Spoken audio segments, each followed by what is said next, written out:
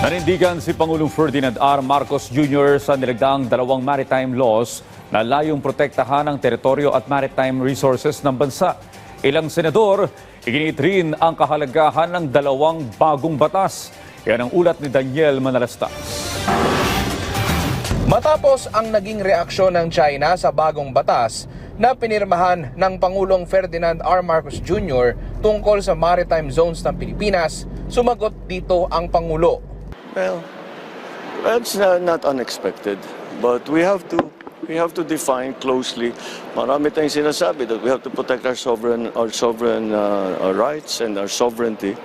So it serves a purpose that we define closely what those boundaries are, and that's what we are doing.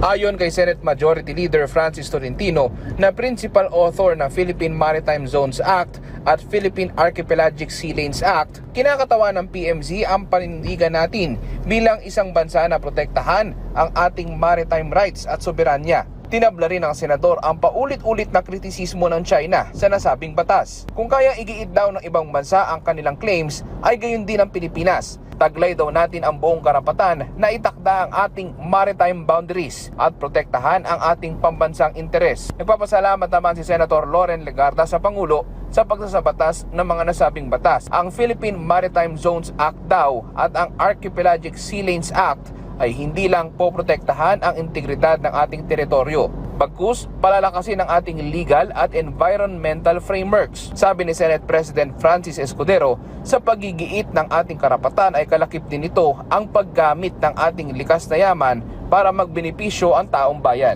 Daniel Manalastas para sa Pambansang TV sa Bagong Pilipinas.